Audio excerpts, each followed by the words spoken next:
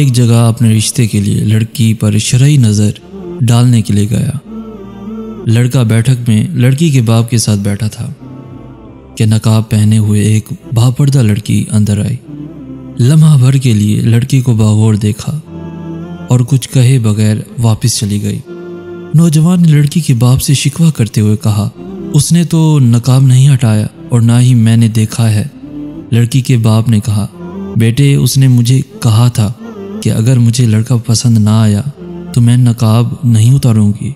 नौजवान समझता था शरीयत ने ये रियायत बस उसी के लिए रख छोड़ी है, लेकिन इस्लाम ने लड़कियों को भी ये हक बराबर दिया है।